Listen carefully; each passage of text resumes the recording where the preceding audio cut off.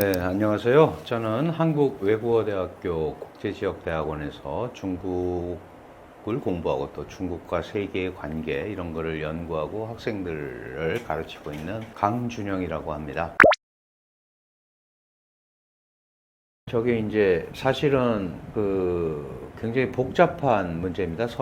서해는 직선으로 한국과 중국의 거리가 약 400km 정도 돼요. 제일 긴 데가 400km. 그런데 모든 국가는 영해 12해리, 이제 바다를 끼고 있는 국가는, 그 다음에 배타적 경제수역 200해리라는 국제해양법적 지위를 행사할 수 있어요. 200해리면 370km입니다. 근데 지금 서해가 400km밖에 안 되잖아요. 그러면 양쪽이 370km의 관할권을 행사하려면 740km가 있어야 안 겹칠 거 아니에요. 근데 400km밖에 없으니까 겹치게 된단 말이죠. 그러면 어디까지가 우리 바다고 어디까지가 당신네 바다다라는 거를 정해야 돼요. 그걸 해양 경계 획정이라고 하는데, 한국과 중국 간에는 해양 경계 획정이 아직 이루어져 있지 않습니다. 그런데 이 지역에서 어업이나 이런 활동을 해야 되잖아요. 그래서 2000년도에 한국과 중국이 어업협정 논의를 시작을 해요. 2001년도에 이제 이게 타결이 되는데, 그래서 영해 12해리 빼고 이 겹치는 지역을 잠정조치수역으로 지정을 해서 공동 관리하기로 한 거예요. 잠정조치수역. 이 잠정조치수역은 어업이나 항행 이외에 다른 설비나 이런 것들을 설치할 수 없게 돼 있어요. 예를 들어서 지하자원 탐사라든가 이런 것들 못하게 돼 있는 거예요. 근데 요번에 중국이 이 공동으로 관리하게 돼 있는 잠정조치수역 중국 측 끝자락에 선란 1호, 2호라는 불법 구조물을 설치한 거예요. 그래서 우리가 그게 뭐냐라고 물어보니까 이거는 연어 양식장이다 이렇게 얘기를 한 거예요. 높이가 한 70m 되고 직경도 한 70m 됩니다. 어마어마하죠? 그런 구조물을 2개를 지금 거기에 설치를 해 놓은 거예요. 그래서 우리가 여기는 한중 어업협정에 의해서 어업이나 항행 이외의 설비는 못하게 돼 있는데 뭐를 했는지 좀 보자. 그리고 우리 해경 조사선이 갔는데 중국의 해안경비대가 막았고, 그래서 대치하는 사건이 발생을 했어요. 자, 이게 이제 무슨 문제냐 하면, 우선 첫째, 잠정조치수역에서 뭔가를 할 때는 상호 협의하게 돼 있는 한중 어업협정을 위반했어요. 그리고 어업설비라고 일방적으로 주장을 하고 있는데, 요 선란 16, 그러니까 딥블루예요. 깊을 심자에 남색 남자, 이런 이름을 붙은 양식장 2개 옆에 이 양식장을 관리하는 설비가 있습니다. 양식장 2개를 관리해야 될 거 아니에요. 그런데 그 설비장에는 헬리콥터가 착륙할 수 있는 헬기 착륙장이 있고 약 10여 명의 상주 인원이 상주하고 있어요. 그러면 이거를 마음 먹기 따라서는 군사적 용도로도 충분히 쓸 수 있는 거죠. 그렇지 않습니까? 그리고 잠정조치 수역에는 못하게 돼 있는데 해놨으니까 우리 입장은 거기에 계속 그런 것들을 설치해서 그거를 기정사실화하고, 혹시 그걸 연결을 하면 마치 중국이 그 전에 남중국해나 이런 데서 한 것처럼 인공섬 만들려는 거 아니야 라는 우려도 할 수 있다는 거죠. 그래서 우리는 당신들 영해에다 설치를 하면 될 일을 왜 잠정조치 수역에 와서 하느냐, 그래서 그거를 좀 가지고 나가라, 철거해라 라고 했는데 중국이 거부했습니다. 지난달 23일에 서울에서 제3차 양국의 해양대화라는 게 열렸고, 우리가 그런 부분에 대해서 항의했고 철거를 요구했을 때 중국은 거부를 했고, 우리가 파악하고 있기에는 앞으로도 12개의 그런 설비를 한다고 들었는데 어떻게 된 거냐 그랬더니 중국은 그런 계획이 없다, 하지 않겠다고 약속을 했고, 그러면 지금 설치한 저 불법 구조물 여기도 조사를 하게 해줘야 될 거 아니냐, 공동조사하자. 그러니까 조사는 최대한 할 수 있도록 하겠다라고 헤어졌어요. 그러니까 아무것도 지금 해결된 게 없습니다. 저희가 걱정을 하는 거는 거기에 이런 불법 구조물이 기정사실화 된다면 앞으로 계속 그런 게 생길 수 있고, 또 그걸 가지고 제가 모두에 말씀드렸다시피 해양 경계 획정이 안 돼 있잖아요. 안 돼 있는 상황에서 저기 저 구조물 구조물은 우리가 영유권을 행사하고 있기 때문에 관습법적 지위를 우리가 가지고 있다라고 주장하면서 해양 경계 획정을 할 때 더 많이 바다를 차지하려는 근거로 쓰일 수 있다 하는 게 첫 번째고, 두 번째는 이게 군사 작전에 사용되게 되면 우리 안보에도 위협을 끼칠 뿐 아니라 특히 한국은 북한과 NLL을 둘러싸고 대치하고 있는데 북한의 우회적 침투로가 될 수도 있다, 안보상의 위협이 될 수 있다는 생각을 해야 되는 거고요. 또 하나는 한미 동맹상의 상황에서 한미 해군의 연합작전이 서해에서 벌어지는 데 대해서 상당히 제약 상황이 있을 수도 있다. 이렇게 군사적, 안보적인 측면, 그 다음에 영유권적 측면, 이런 면에서 상당한 문제를 갖고 있기 때문에 우리가 이 일을 제기하는 겁니다. 이제 이런 걸 보면서 이게 불법 구조물을 설치를 했는데 그럼 이거를 우리가 그냥 봐야 되느냐, 이렇게 받아들이면 안 되는 거 아니냐, 당연히 안 되죠. 이런 이제 얘기를 하는데 일부 분들은 이제 그런 얘기를 또 하죠. 우리도 똑같이 인공 구조물 만들어서 설치하면 될 거 아니냐. 지금 중국은 그 인공 구조물이 이동식이라고 얘기를 하는데 사실은 거의 그 쇠기둥을 박은 고착식 형태를 띠고 있어요. 그래서 우리도 똑같은 형태로 인공 구조물을, 대응 구조물을 만들면 자칫 잘못하면 그거를 기정사실화 해주겠죠? 너희도 만들었잖아, 우리가 만드니까. 그럼 우리가 2개 더하면, 중국이 2개 더하면 우리도 2개 더해, 10개 더하면 우리도 10개 더해, 이렇게 가면 그게 기정사실화가 되는 거죠. 그러니까 강력하게 퇴거, 철거, 당신들 중국 영해로 들어가라고 계속 요구를 하면서 이런 모든 문제가 벌어지는 핵심이 바로 뭐예요? 해양 경계 획정을 안 했기 때문에 그런 거니까 해양 경계 획정을 논의를 시작하고 서두르는 계기로 계속 활용을 하는 것이 전략적으로 더 낫지 않느냐. 인공 구조물을 중국이 협조하지 않아서 꼭 만들어야 한다면 부유식, 이동식 인공 구조물을 만들어서 우리도 옮겨서 대응 설치는 할 수 있을 것 같아요. 근데 중국의 인공 구조물에 대해서 똑같은 대응 설비를 하다 보면 기정사실화 해줄 가능성이 있고, 그렇다면 그건 어쩌면 중국의 전략일 수도 있다. 그럼 자칫 잘못하면 말려들 수도 있잖아요. 그래서 어떤 방법이 있는지 우리가 머리를 많이 싸매야 된다. 양측에 그렇게 이제 소위 거대 구조물 시설이 있으면 군대 작전도 굉장히 어렵죠. 마찬가지로 중국군 작전도 어렵겠죠. 중국은 이 서해에 대해서 이렇게 영향력을 확장하려는 이유가 중국에 지금 3개의 항공모함 전단이 있는데 그 중에 2개의 모항이 서해에 있습니다. 우리 서해에. 하나가 대련에 있고요, 하나가 청도에 있어요. 그러니까 여기가 중국의 해군력이 집중되어 있는 지역이에요. 청도 밑에 황도라는 섬이 있는데 여기에는 중국의 잠수함 기지가 있습니다. 그리고 05라는 최신의 중국의 강습 상륙함 4척이 배치되어 있어요. 그러니까 그런 시설물들이 여기 다 와 있는 거예요. 그러니까 이 지역에 대해서 지속적인 해양 지배력을 향상시키는 역할을 계속 할 거니까 우리는 인공 구조물 정도 가지고 되는 게 아니고 강력한 억지력을 가지고 있는 해양력, 해군력을 건설을 하는 게 저는 오히려 더 급한 상황이다. 전쟁하려고 하는 게 아니고 한국의 권익을 수호하기 위한 억지력을 구축하는 노력을 조금 더 해야 되지 않겠느냐, 이런 생각을 하게 되는 거죠.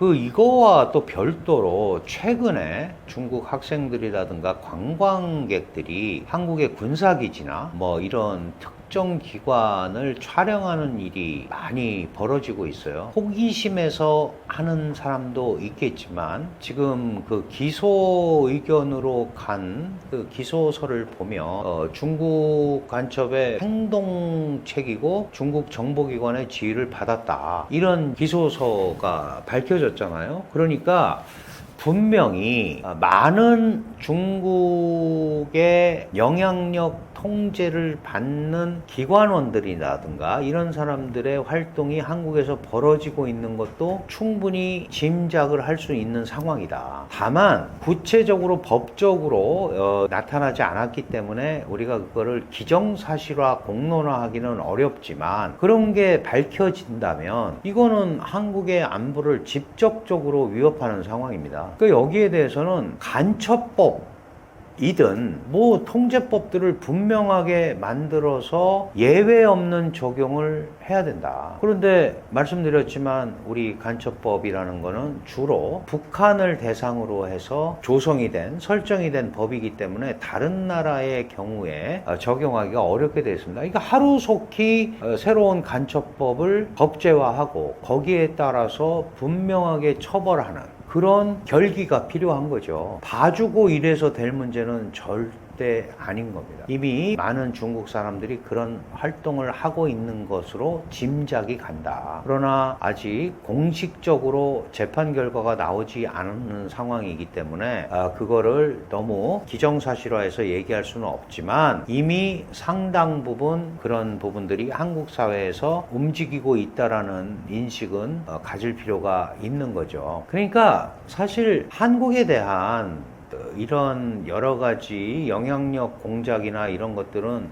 중국이 이전부터 다 갖고 있던 건데 특히 한국의 한미동맹의 강화 그리고 한미일 삼각공조의 강화 이런 것들은 중국이 볼 때 장기적으로 중국한테 플러스 요인은 아니잖아요. 그러니까 그 한미동맹의 약화, 와해라든가 한미일 삼각공조의 와해 이런 것들이 중국한테는 동아시아 국세에서 훨씬 유리한 거죠. 그러다 보니까 특히 한미일 삼각고리에서 한국이 제일 뭐라 그럴까요? 약한 고리. 뭐 미일은 예를 들어서 일본 같은 경우는 미국의 안보를 절대적으로 의존하고 있고 중국 견제라는 분명한 공통된 인식이 있기 때문에 미일은 한미보다 결속도가 더 강한 상황이에요. 근데 우리는 북한이라는 요인으로 인해서 중국의 어떤 도움이라든가 중국의 역할 이런 거에 대한 기대 때문에 사실은 이제 진보 정부 보수 정부 이렇게 거치면서 약간은 좌우로 왔다 갔다 한 면이 분명히 있습니다. 이런 상황에서 중국은 한국을 어쨌든 미국으로부터 거리를 두게 하는 것이 자국에 유리하다고 판단을 하고 있는 게 아닌가. 그리고 그렇게 하는 것이 한미일 삼각공조를 와해시키는 가장 첩경이 아닌가라고 생각을 하고 있는 것 같다.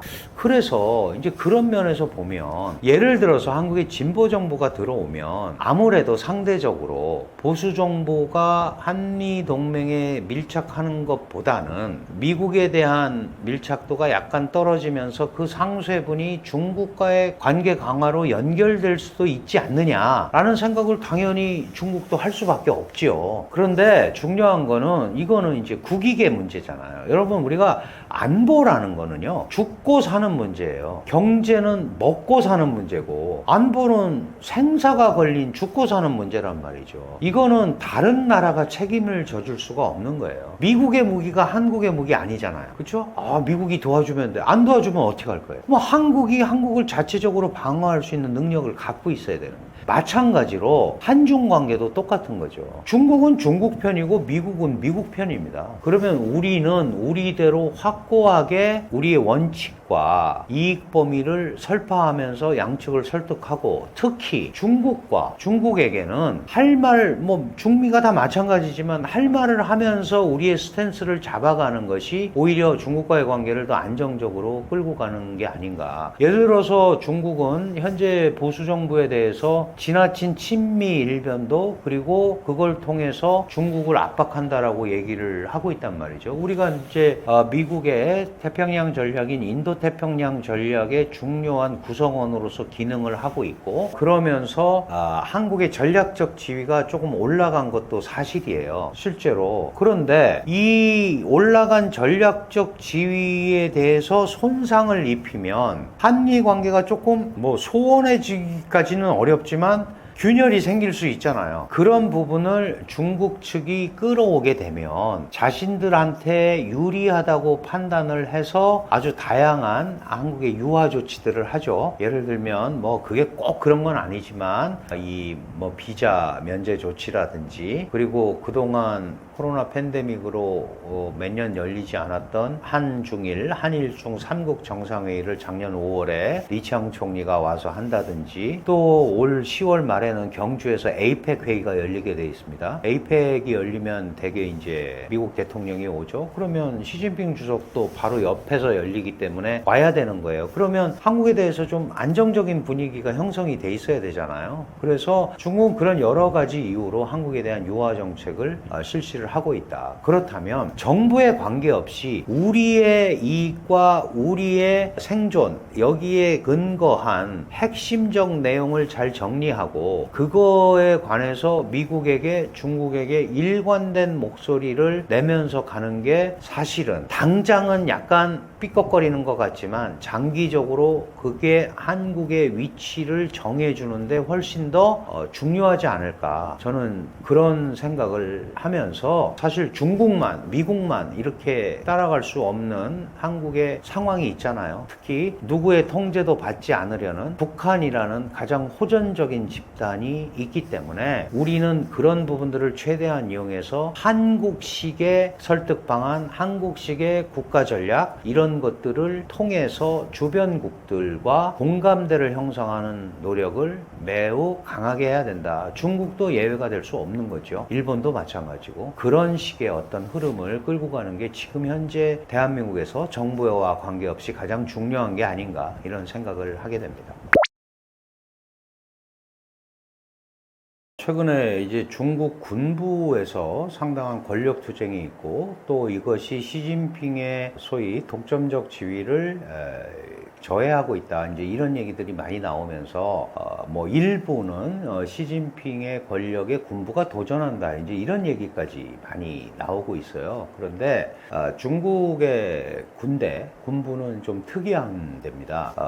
중국 군대를 우리가 이제 인민해방군이라고 부르는데요. 인민해방군은 당의 군대입니다. 중국 공산당에 속한 군대이기 때문에 당과 1대1 대응이 되는 조직은 아니다라는 점을 우선 말씀을 드리고 싶습니다. 아시다시피 중국 공산당은 중국 국민당과의 투쟁을 통해서 중화인민공화국을 건국을 했습니다. 이럴 때 중국 공산당과 국민당과의 투쟁을 이끈 여러 가지 요인이 있는데, 그 중에서 공산당의 가장 큰 뒷받침이 무장 역량이었어요. 이게 처음에는 게릴라로 시작을 했죠. 홍군 이런 거 혹시 들어보셨을지 모르겠는데, 그러다가 일제의 침략을 받고 중일 전쟁을 할 때 국민당과 공산당이 협력을 하죠. 그래서 일단 일본 제국주의를 물리치자 그러면서 그동안 게릴라였었던 군대가 정규군으로 편입이 됩니다. 이 중국 공산당은 아직 국가를 수립하기도 전인데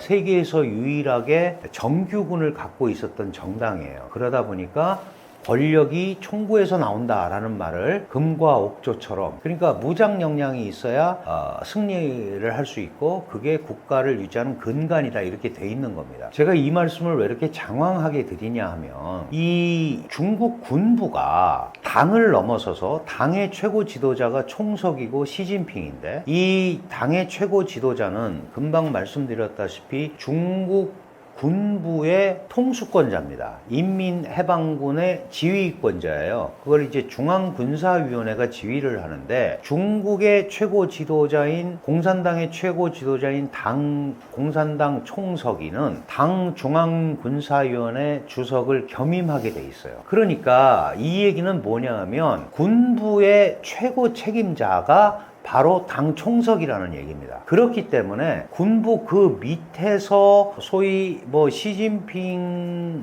시진핑에게 시진핑 권력에 도전을 한다, 이거는 사실 쉬운 일이 아닌 거죠. 그런 의미에서 지금 군부에서 벌어지고 있는 일들은 상당 부분 군 내부의 권력 투쟁의 성격이 굉장히 강하다. 왜냐하면 전체적으로는 전부 시진핑 중앙군사위원회 주석이 설계해 놓은 인물들입니다. 다만 그 중국 군부는 크게 두 가지 계통으로 돼 있어요. 한 가지는 중국이 월남과 전쟁을 합니다. 79년도에 이 중월 전쟁이라고 그래서 사실은 중국이 해외에서 전투한 경험이 거의 없거든요. 그게 아마 중월 전쟁이 유일한 케이스일 겁니다. 그 이제 중국에서는 월남 징벌 전쟁이라고 하는데 어쨌든 뭐 승부는 중국은 이겼다고 하지만 사실 평가는 꼭 그렇지는 않아요. 둘이 뭐 비겼다 이제 이 정도인데, 이 월남전에 참전한 군인 그룹이 있습니다. 그걸 월남전파라고 이제 편의상 부릅니다. 중국말로는 월전방이라고 그래요. 위에전방, 그러니까 월남전 참전 그룹입니다. 그리고 또 하나는 시진핑 지금 현재 당 총석이고 국가주석은 17년간 대만을 마주보고 있는 복건성이라는 데서 근무를 했어요. 그리고 그 복건성과 대만은 대만 해협을 가운데 두고 마주보고 있습니다. 그러니까 대만을 점령하고 대만을 공격하는 것들이 전부 복건성 일대를 중심으로 이루어져요. 그래서 이 대만에 대한 강공책을 펼치는 그룹이 있습니다. 그걸 대만 해협방이라고 합니다. 대해방, 다해방이라고 그래요. 그러니까 중국 군부 내부에는 월남전파와 대만 해협파가 있다. 그런데 대만 해협파는 누구에 의해서 중앙으로 이렇게 등용이 돼서 군부의 요직을 차지하고 있냐 하면 바로 복건성에서 17년간 근무했던 시진핑이 총석이 중국의 총지도자가 되면서 이제 데리고 올라온 사람들인 거죠. 특히 대만을 가장 앞에서 마주보고 있는 31 집단군, 이런 데가 이제 핵심이거든요. 그래서 시진핑 중국 국가주석 겸 당 총석이 겸 중앙군사위원회 주석은 군부를 이런 식으로 배치를 해놓은 거예요. 그런데 문제가 생겼습니다.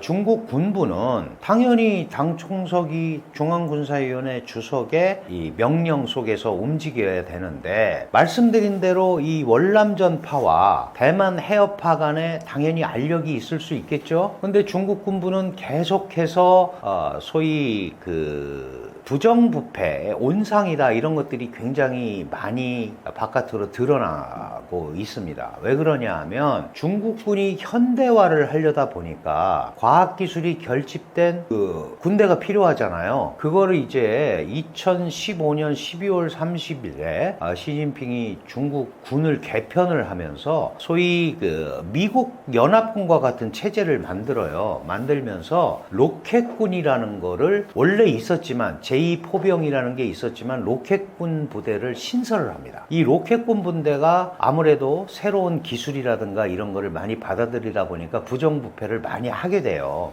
그런 것들이 또 해외에 많이 알려지게 되죠. 근데 이런 것들을 이런 부분에 대한 부정부패나 이런 것들을 누가 관장을 했냐 하면 시진핑의 신복이라고 할 수 있는 мя화라는 사람이 관장을 한 거예요. 근데 이 мя화가 시진핑을 복심으로 불리면서 세력을 넓혀가다 보니까 금방 말씀드린 월전방이 위협을 느끼죠. 월전방이 위협을 느낄 수밖에 없는 거예요. 특히 이 мя화는 첫 번째 국방부장이었던 리샹프라는 사람을 낙마시킵니다. 낙마시키니까 이 리샹프라는 사람은 어떤 사람이냐 하면 지금 군부의 최고 실권자는 당연히 시진핑이지만 그 2인자라고 할 수 있는 장효시아라는 사람, 많이 들어보셨을 거예요. 이 장효시아가 요 로켓군의 장비발전 부장 출신인데 리샹프하고 똑같아요. 그렇다면 무슨 얘기예요? 장효시아도 아마도 그런 부정에 연루될 수 있다라는 개연성을 가지고 있는 거잖아요. 그러니까 이 월전방이 금방 얘기한 мя화라는 사람을 몰아냅니다. 그럼 이거는 당연히 시진핑의 허가를 받고 시작을 한 거겠죠. 그러니까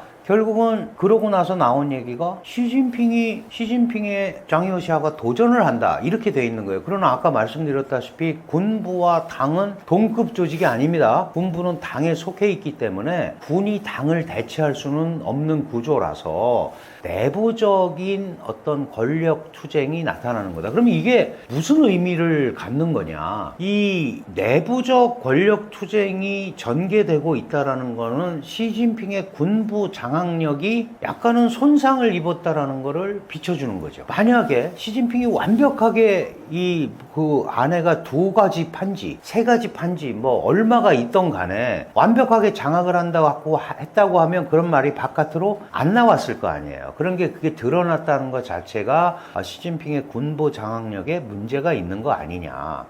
그러면은 거기에 대한 또 그 반격들이 나올 수밖에 없죠. 그래서 중앙군사위원회 부주석 중에 하나인 허웨이동이라는 사람이 지금 거의 2달째 공식 석상에 얼굴을 안 나타내고 있어요. 그러니까 이게 리샹푸라는 국방부 장관을 그 소위 비리 뭐 이런 것들을 파헤친 미아화의 공격, 그리고 미아화에 대한 장효시아의 공격, 그리고 이제 이런 부분을 내부적으로 복잡해지고 있는 가운데 허웨이동이라는 이 사람도 그런 권력 투쟁의 내부에서 지금 안 나타나고 있는 거 아닌가 이런 얘기를 하는 겁니다. 그럼 이제 이런 전반적인 현상을 놓고 봤을 때 표면적으로는 시진핑의 권력이 약화됐다고 볼 수 있지만 이런 것들이 시진핑의 허가 또는 당 최고 책임자이면서 군의 최고 책임자인 시진핑의 큰 그림 하에서 움직인다면 그거는 오히려 시진핑 권력을 다시 다잡는 쪽으로 작용할 수도 있다. 지금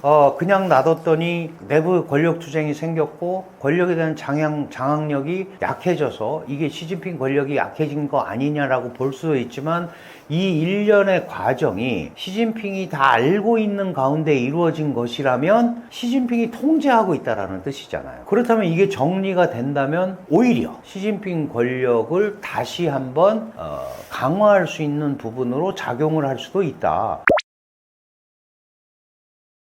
단순하게 이 군부에 대한 숙청이 시진핑 권력의 약화를 갖고 온 현상이다라고 판단하기에는 아직은 조금 더 지켜봐야 된다라는 그런 생각을 해볼 수가 있는 겁니다. 그럼 왜 이렇게 시진핑이 이런 것 때문에 고민이 되느냐? 말씀드린 대로 과학기술을 집약시켜서 군을 현대화하는 데가 중국의 로켓군인데 여기는 핵과 미사일 이런 걸 하는 중국 군부의 핵심이에요. 그러다 보니까 개발 비용도 많이 들어가고 자연스럽게 여러 그 소위 이 군사 비용과 연계된 부분이 다른 지역보다 훨씬 강하게 돼 있는 거죠. 그러다 보면 거기에서 파생되는 금전적인 소위 부정부패 현상도 상당히 생길 수밖에 없다. 근데 이걸 그냥 놔두면 시진핑의 입장에서 보면 예를 들어서 내가 계속해서 누구를 밀어주고 또 내가 밀어준 사람이 또 누구를 밀어주고 이렇게 되면 이게 바로 또 다른 군부 내부의 거대 파벌을 형성할 수가 있는 거거든요. 이 거대 파벌이 정말 커지게 되면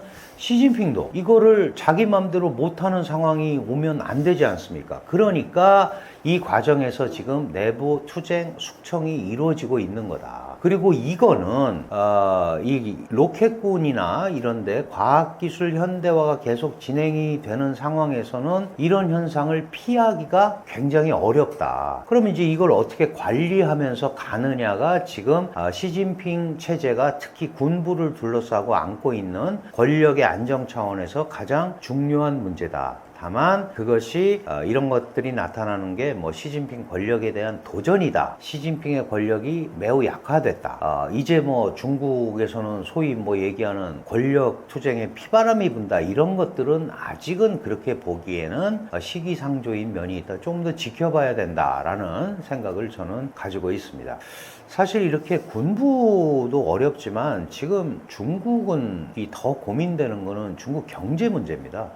특히 미국과 전략 경쟁을 하고 트럼프의 관세 압박 이런 거를 뭐 일단 얼마 전에 제네바에서 원상으로 돌려놓는데 합의를 했지만 그렇다고 해결된 거는 아니거든요. 그러면 사실 2027년이 이제 시진핑이 혹시 더 한다고 마음을 먹으면 사연임을 시도할 수 있는 21차 공산당 대표대회가 열립니다. 중국에는 약 9,900만 명의 공산당 당원이 있습니다.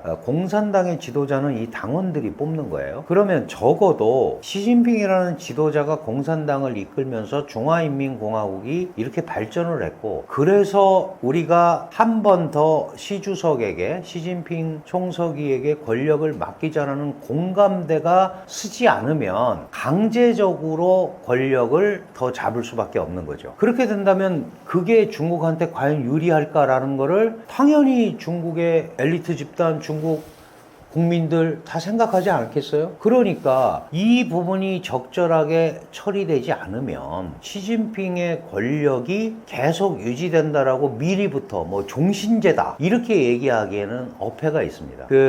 사실은 이제 마오쩌둥의 개인 독재가 오래 이어졌고, 그리고 문화대혁명이라는 거를 만났죠. 문화대혁명은 중국의 10년 암흑기라고 평가될 만큼 아주 중국을 침체하게 만들었는데, 그러고 나서 중국의 지도자가 된 사람이 덩샤오핑이라는 사람이에요. 권력이 과도하게 집중이 돼 있기 때문에 이런 문제가 생기니까 이제 나누어서 통치하자. 그래서 이제 소위 정치국 상무위원들이 해당 분야를 책임지는 분관 정치, 나누어서 관리하는 정치 시스템을 채택을 했었습니다. 그 과정에서 제일 먼저 선택된 중국의 지도자가 호야오방이라는 사람이었고요. 근데 호야오방도 5년밖에 하지 못했어요. 그 다음에 자오즈양이라는 사람이 여기는 3년밖에 못했습니다. 총서기가. 호야오방은 급진적 개혁주의자입니다. 그래서 이 소위 농촌의 기층 선거라고 그러죠. 풀뿌리 선거를 이제 당의 신경 눈치 보지 말고 뽑아라. 이게 기층 민주주의 이런 걸 하니까 이거는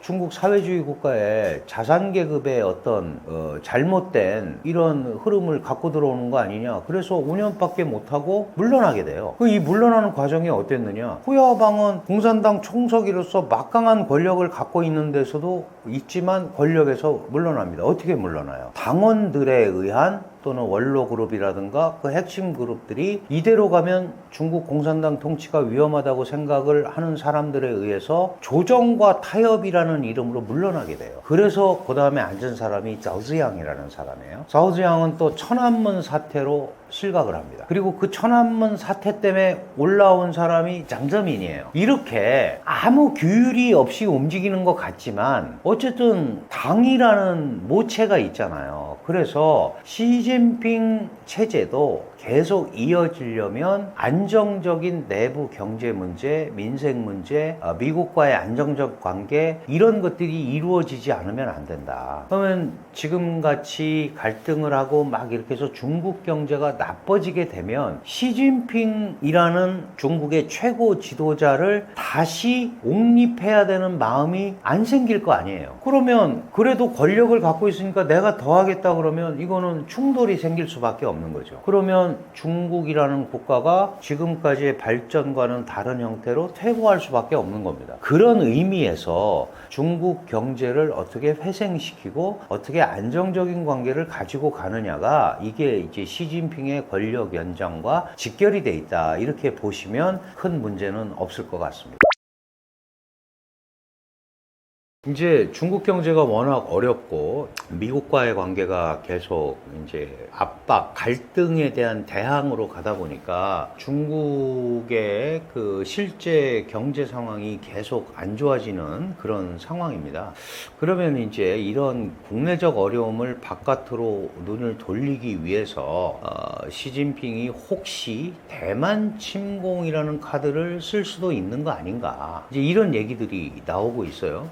시진핑은 특히 그 자신이 강조하고 있는 중국의 꿈의 완성이 대만을 통일시키는 거다라고 얘기를 하고 있을 정도로 대만 문제를 이제 통일과 연관을 시키고 있고 2027년이라는 때가 중국의 인민해방군 창건 100주년입니다. 그리고 시진핑의 사연임이 만약에 하게 된다면 사연임이 결정되는 21자 공산당 대표대회가 열리는 해예요. 그러니까 그거에 대한 전리품으로 대만 침공을 할 수도 있다. 이런 얘기가 있어요. 그런데 거꾸로 한번 생각해 보세요. 대만 침공을 했는데 실패하면 어떻게 되죠? 사연임이고 뭐고 다 없어지는 거 아니겠어요? 거꾸로 얘기하면. 지금 우크라이나를 침공한 러시아가 원래는 일주일이면 충분하다고 전 세계적으로 생각을 했고 일주일이면 우크라이나에 러시아 꼭두각시 정부를 만들어 놓고 이제 그 러시아가